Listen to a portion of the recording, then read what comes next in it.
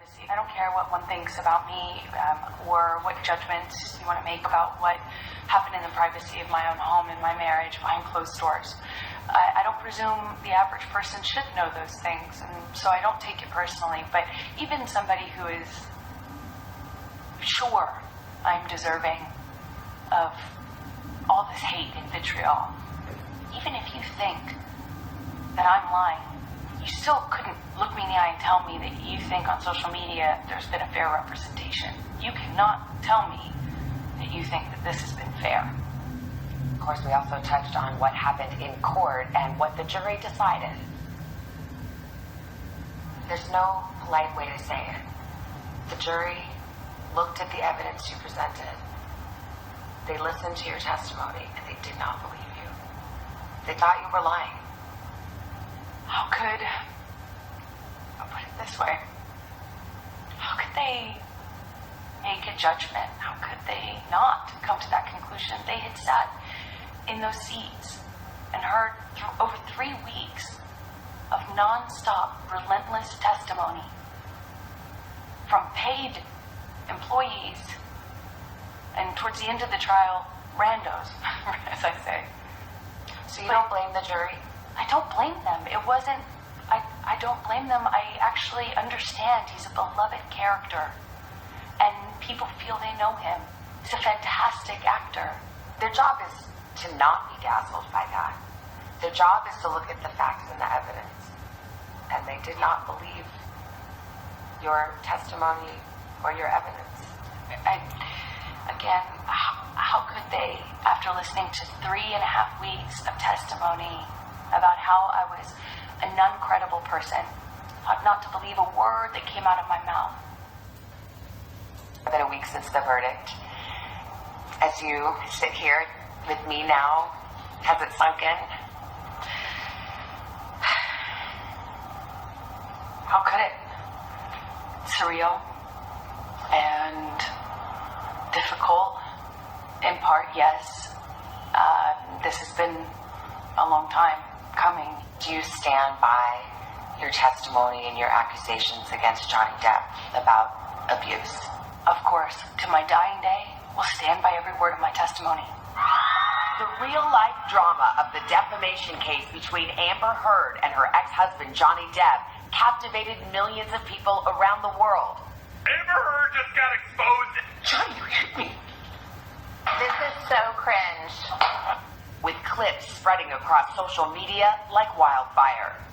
I think vast majority of this trial was played out on social media. I think that this trial is an example of that gone haywire, gone amok. And the jury is not immune to that. You think the jury saw it? How could they not? I think even the most well-intentioned juror, it would have been impossible to avoid this. People online and crowds outside the courthouse made it clear where they stood.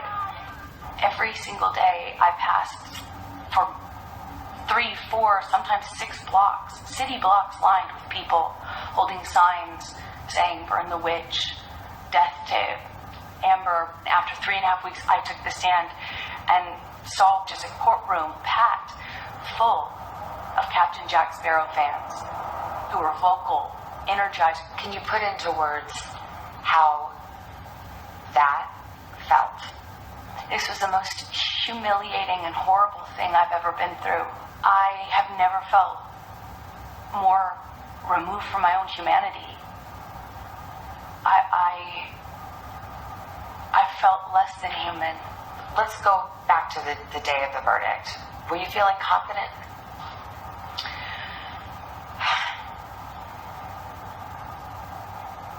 That's a great question.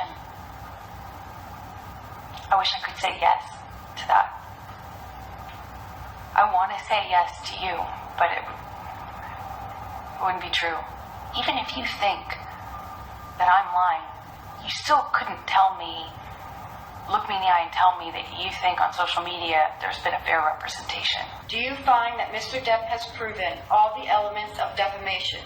Answer, yes. After the 6-week trial, the jury found Heard defamed Depp in a 2018 Washington Post op-ed in which she wrote she was a public figure representing domestic abuse. She never mentioned her ex-husband by name. Depp denied the abuse allegations in court. Heard won just one of 3 claims in her countersuit against her ex-husband. That verdict came less than 2 years after a judge ruled against Depp in a similar case in the UK, in which he sued a British newspaper that called him a wife beater. There was another trial, dealt with the same substantive issues that had even more evidence in. In fact, my evidence was largely kept out. Really important pieces of evidence kept out. Done differently, handled differently by a judge instead of a jury. Some evidence is admissible in a UK court that is not admissible in a US court. Do you think that maybe he just had better lawyers? I will say his lawyers did certainly a better job of distracting the jury from the real issues. For some people, they just were frankly disgusted by the whole thing and don't have much sympathy for either one of you. Can you understand that? Absolutely. I would not blame the average person for looking at this and how it's been covered and not think that it is Hollywood brats at their worst. But what people don't understand is it's actually so much bigger than that. This is not only about our First Amendment rights to speak. But here's the thing about the First Amendment. The First Amendment protects free speech. It doesn't protect lies that amount to defamation. And that was the issue in the case. Yes, exactly. You can't go into... Free speech does not protect you if you go into a crowded theater and you scream fire. We get the concept of free speech from the Greeks. My understanding of what that means is not just the freedom to speak.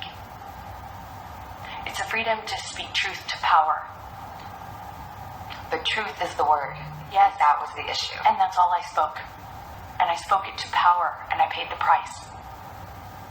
In the closing arguments, the Depp lawyer called your testimony the performance of a lifetime and said you were acting. What do you say to that? Says the lawyer for the man who convinced the world he had scissors for fingers. I'm the performer. I had listened to weeks of testimony insinuating that, or saying quite directly that, I'm a terrible actress. So I'm a bit confused how I could be both. The Depp team argued that you were the abuser, that you instigated physical violence. Did you?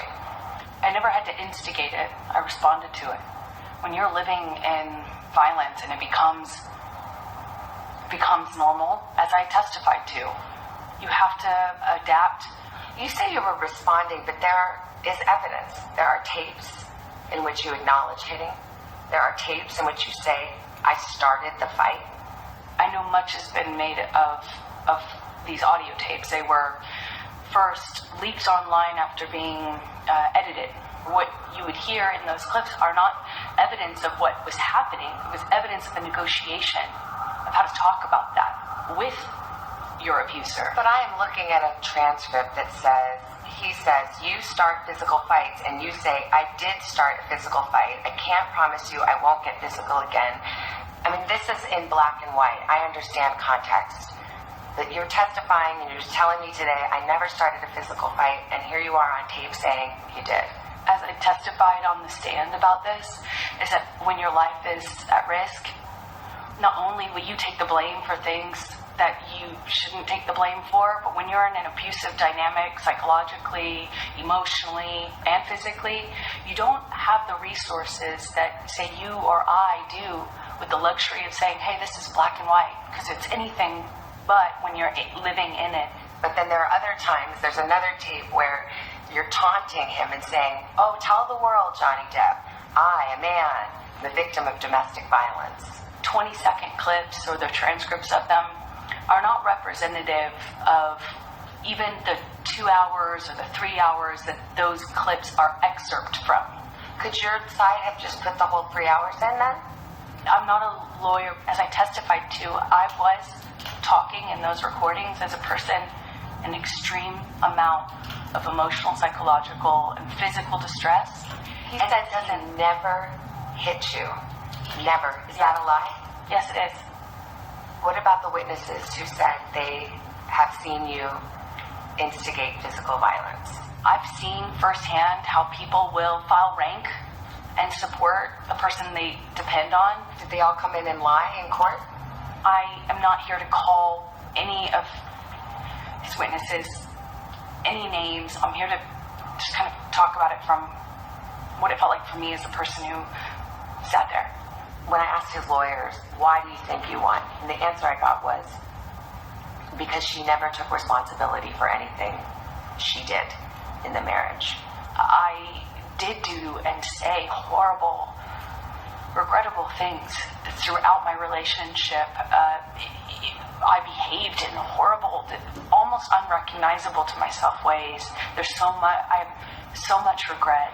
I freely and openly and voluntarily talked about what I did. I talked about the horrible language. I talked about being pushed to the extent where I didn't even know the difference between, right and wrong. I will always continue to feel like I was a part of this, like I was the other half of this relationship, because I was. And it was ugly and could be very beautiful. It was very, very toxic. We were awful to each other. I made a lot of mistakes. A lot of mistakes. But I've always told the truth. Text message where Johnny promises total global humiliation for you. Do you feel like that came true?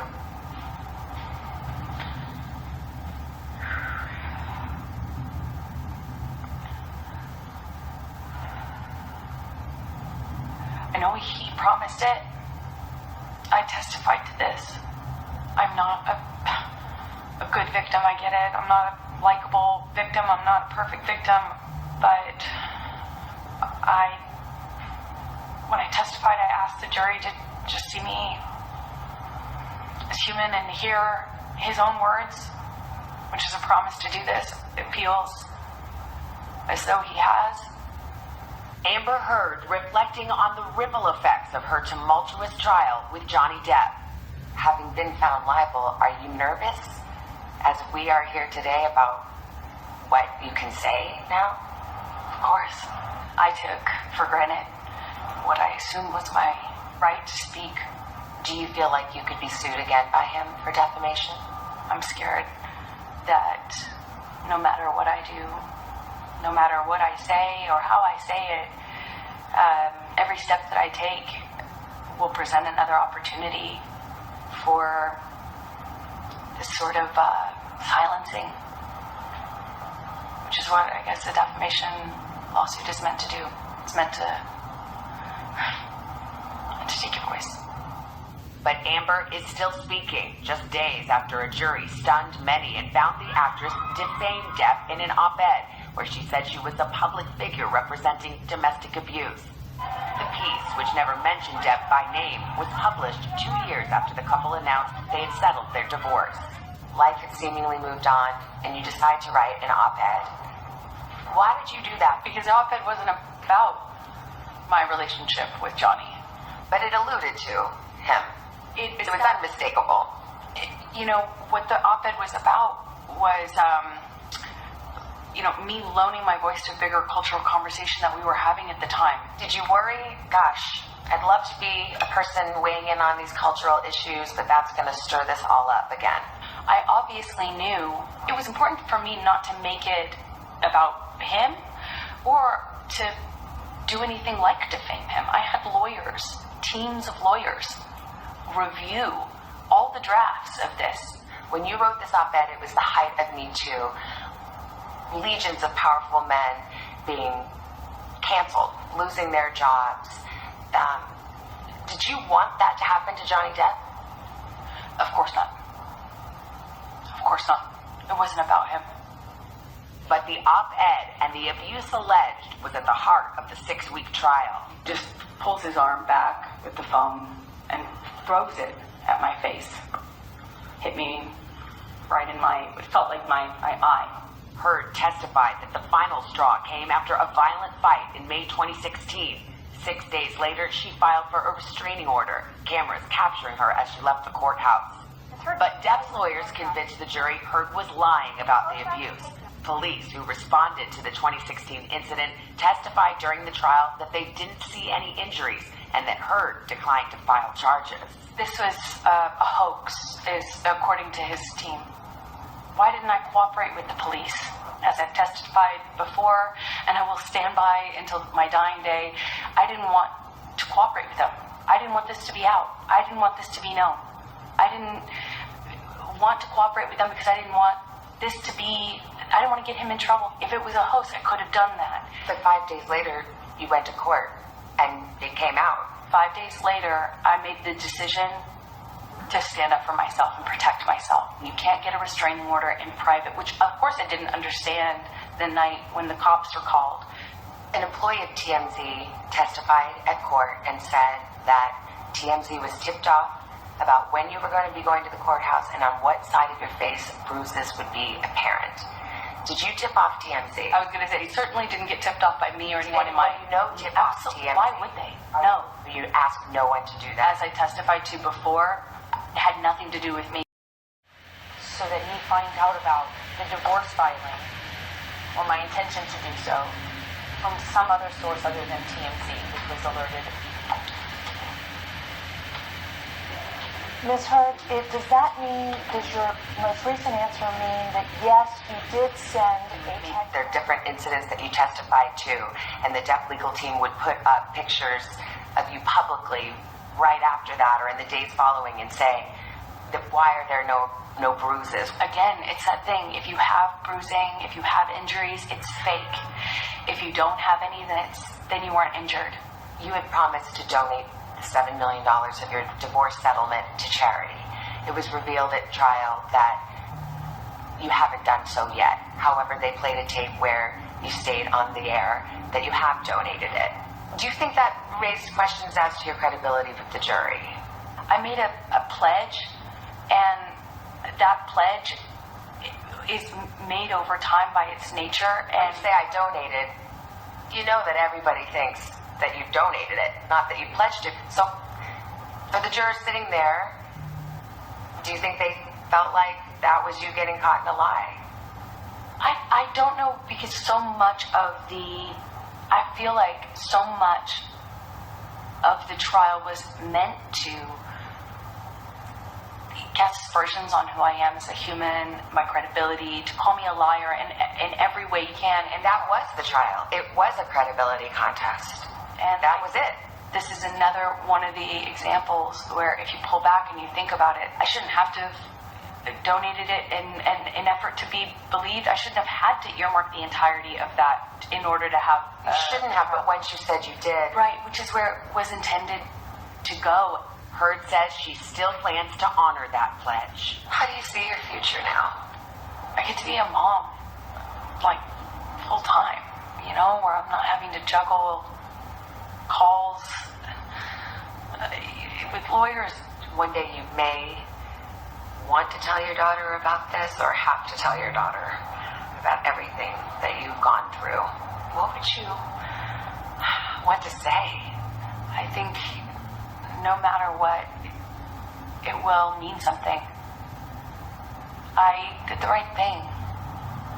I did everything I could to stand up for myself and the truth. Heard and Depp's volatile relationship lasted just 4 years. Depp confirming his engagement to me on Today in 2014. Congratulations. Thank you. Are you excited? Yeah, very. She's a wonderful girl. She's sharp as a tack. Wonderful.